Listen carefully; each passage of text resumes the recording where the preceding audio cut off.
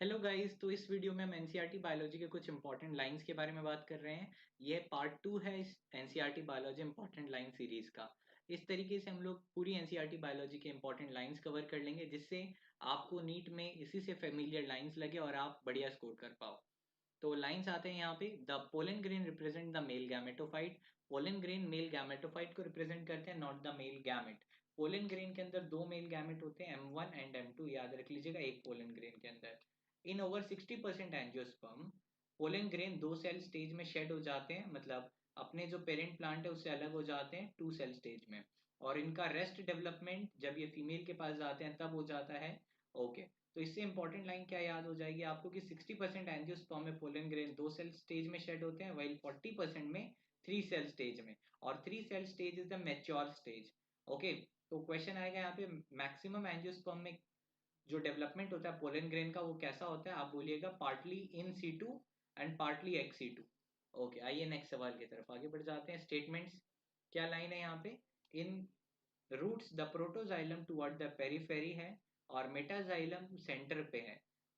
इस अरेंजमेंट को हम लोग बोलते हैं एग्जार्च। तो इससे बहुत इंपॉर्टेंट लाइन याद रख लीजिएगा, रूट्स के अंदर प्रोटोजाइलम का जो अरेंजमेंट होता है उसको एग्जार्च बोलते हैं। और एग्जार्च अरेंजमेंट में होता क्या है, जो प्रोटोजाइलम है वो पेरिफेरी पे होता है। प्रोटोजाइलम होता है मतलब जो पहले जाइलम बना है उसको प्रोटो बोलते हैं, और जो जाइलम बाद में बना है उसको मेटाजाइलम बोलते हैं।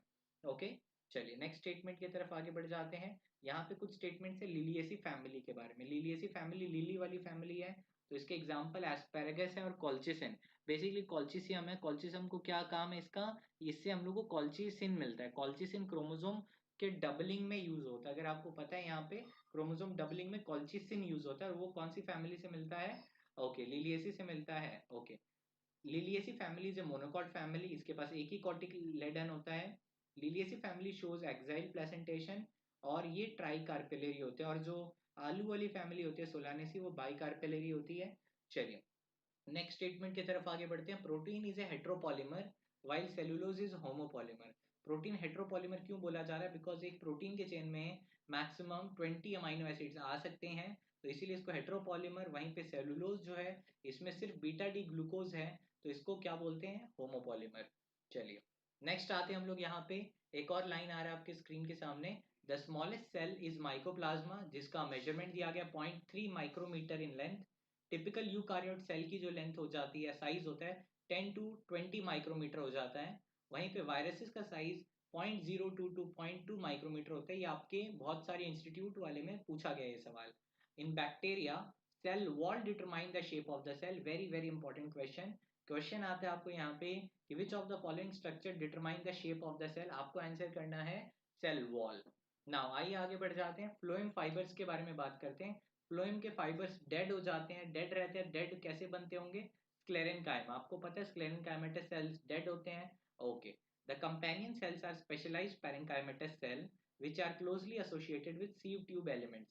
Now sieve tube elements के पास न्यूक्लियस नहीं होते हैं, तो कंपेनियन सेल का न्यूक्लियस से ही उनका काम चलता है। तो that is why this close association is very important guys. आइए आगे बढ़ जाते हैं नेक्स्ट लाइन की तरफ। The opening of the stomata is aided by orientation of microfibril. ये जो माइक्रोफाइब्रिल होते हैं सेलुलोज के होते हैं।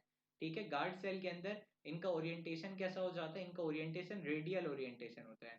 गार्ड सेल के अंदर इनका ओरिएंटेशन रेडियल होता है, जिसके मदद से स्टोमाटा खुलने में आसानी होती है।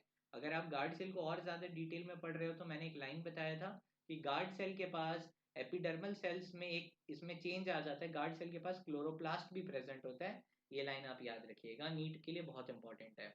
नाउ अब एक और लाइन आ रहा है, plants capture only 2 to 10% of photosynthetically active radiation. Generally photosynthetically active radiation आपको पता है इनका वेवलेंथ कितना होता है? 400 to 700 नैनोमीटर। तो गाइस सारे हम लोग ऑलमोस्ट इंपॉर्टेंट लाइंस इसी तरीके से कवर कर लेंगे। नाउ अब हम लोग आते हैं यहाँ पे, the amount of energy decreases at successive trophic level. याद करिए, एनर्जी का जब पिरामिड बनाते हैं तो ये कैसा हो जाता है? It is always erect. तो नीचे की तरफ ज्यादा एनर्जी, ऊपर जा रहे हैं एनर्जी कम हो रही है, राइट? ओके, ये लिंडमैन्स लॉ था, अगर आपने पढ़ा था तो कोई बात नहीं। आइए नेक्स्ट स्टेटमेंट देखते हैं। कंपाउंड एपिथेलियम को क्या बोलते हैं? It is basically the multi layered epithelium. Multi layered epithelium क्या क्या चीज को? स्किन को। तो कंपाउंड एपिथेलियम का काम क्या? प्रोटेक्शन देना। मल्टी लेयर्ड क्यों हुआ है? प्रोटेक्ट करने के लिए। ओके, तो प्रोटेक्ट क्या क्या चीज में हो रहा है? Dry surface of the skin, moist surface of the buccal cavity, pharynx, inner lining of the duct of salivary gland and of pancreatic duct. Very important examples. Exam में बहुत बार पूछा गया है कि inner lining of duct of salivary gland is lined by dash, और बहुत सारे बच्चे गलती करते हैं, तो इसका आंसर कंपाउंड एपिथेलियम होगा। एनसीईआरटी में लाइन लिखा गया है। Adhering junction perform the function of cementing to keep the neighboring cells together. और जो गैप जंक्शन क्या करते थे, वो फैसिलिटेट करते थे एक जगह एक से दूसरे सेल को कम्युनिकेट करने में, और ये सीमेंट डालता है। और टाइट जंक्शन क्या करता है भाई, लीक को पूरा रोक देता है एकदम। ओके, वो लीक ही होने नहीं देता कोई चीज को, है ना। चलिए आगे बढ़ जाते हैं। यहाँ पे एक और लाइन दिया गया, the living state is a non equilibrium steady state to be able to perform work from biomolecules, ये लाइन है। The blood concentration of glucose is 4.22 okay to 5 millimolar. ये चीज याद रख लीजिएगा, ग्लूकोज का कंसंट्रेशन। ये डेटा रिसेंटली चेंज हुआ है, तो इसको इंपॉर्टेंट है डेटा याद रखना। नाउ म्यूकोसल लेयर, याद करिए, mucosa is the inner most layer. आपको याद आ रहा होगा, mucosa is the inner most layer. याद आ रहा है, एलिमेंट्री कैनल में inner most layer mucosa, outer most layer serosa. Okay, mucosa के बाद आपको सब म्यूकोसा मिलता है, उसके बाद आपको मस्कुलरिस का लेयर मिलता है, जिसके अंदर इनर सर्कुलर और आउटर लॉन्गिट्यूडिनल होता है। तो म्यूकोसा का जो लेयर है वो गैस्ट्रिक ग्लैंड बनाता है स्टमक में, और क्रिप्ट्स ऑफ लिबर कून बनाता है विलाई में। ओके, बेसिकली विलाई के बेसिस पे बनाता है स्मॉल इंटेस्टाइन के अंदर।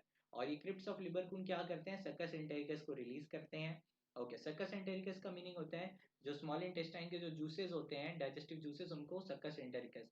Secretion of small intestine called as succus entericus. Now RBCs का साइज को देख लेते हैं। यहाँ पे आरबीसीज बेसिकली बाइकनकेव होता है, साइज इनका 7 माइक्रोमीटर होता है, average diameter. They are devoid of nucleus and okay, और क्या लिखा है यहाँ पे, and biconcave in shape. Basically इनके पास और भी अदर सेल ऑर्गेनेल नहीं होते हैं, सारा यूज्ड अप हो जाता है हेमोग्लोबिन को भरने में। There the number of WBC white blood cells के बारे में पूछा गया है। इनका नंबर है यहाँ पे 6000 से 8000 पर cubic mm of blood. Generally ये वेरी होता है, अगर आप लैब के रिपोर्ट्स में देखोगे तो उसमें 4000 से 11000 लिखा गया, that is the authentic value जो हर जगह यूज किया जाता है। बट आपके एनसीईआरटी बायोलॉजी में 6000 से 8000 लिखा है, तो आपको यही याद रखना है। नाउ ह्यूमन किडनी की लिए बात करते हैं। Human kidney can produce urine nearly 4 times concentrated than the initial filtrate.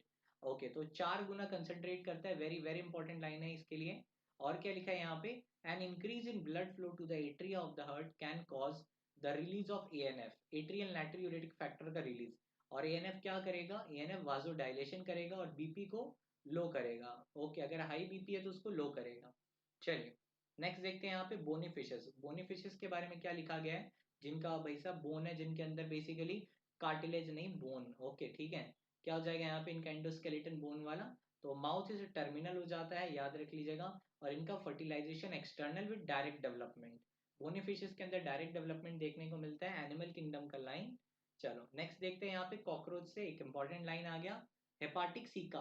Hepatic caeca याद आ रहा है, फोरगट और मिडगट के बीच में होता है, इनका नंबर 6 से 8 होता है। ओके, और क्या यहाँ पे लिखा गया कॉकरोच में, the 10th segment bears pair of jointed filamented structure called anal cerci cockroach. और एनल सर्साई आपको मेल और फीमेल दोनों कॉकरोच में मिलते हैं, but anal styles are found only in male cockroach. I hope ये डेटा आपको बहुत ज़्यादा हेल्प कर रहा होगा। अगर आपको इसके PDF चाहिए तो टेलीग्राम इसी चैनल पे मैं अपलोड कर दूंगा PDF जल्दी ही। और भी कोई PDF चाहिए MCQ के तो मैं इस चैनल पे अपलोड कर दूंगा। @सौरभ लाइव ऑन टेलीग्राम आप सर्च कर सकते हो। वैसे चैनल का नेम है Mister Medico. Okay, the work of Thomas Malthus on population had influence Darwin. तो डार्विन क्वेश्चन आता है यहाँ पे, बहुत सारी टेस्ट सीरीज में पूछा गया है कि Darwin was influenced by dash. तो डार्विन इन्फ्लुएंस किससे हुए थे, थॉमस मैल्थस से। थॉमस मैल्थस ने एक्चुअली बोला क्या था, थॉमस मैल्थस ने बोला था कि पॉपुलेशन जो है GP में प्रोग्रेस करता है, ज्योमेट्रिक प्रोग्रेशन होता है पॉपुलेशन का ग्रोथ का, वहीं पे जो फूड होता है वो अरिथमेटिक प्रोग्रेशन को फॉलो करता है। मतलब फूड कम हो रहा है बट पॉपुलेशन जल्दी बढ़ रहा है, right. Okay, the work of Hugo de Vries was based on evening primrose. Okay, evening primrose का other name Inothera lamarckiana and gave the idea of mutation. I guess आपको ये जितने भी डेटा है सब हेल्प करेंगे। इसका पार्ट 1 अगर आपने नहीं देखा है, पार्ट 1 भी देख लीजिए। और नीट एग्जाम से पहले जरूर रिवीजन कर लीजिएगा। डेली के 5 मिनट्स आई गेस आपको नीट में अच्छा स्कोर करवा सकते हैं। Thank you so much guys, see you in the next session. Channel को आपने सब्सक्राइब कर लिया होगा मिस्टर मेडिको बायोलॉजी को, नहीं किया तो चैनल को जल्दी से सब्सक्राइब कर लीजिए। Thank you so much.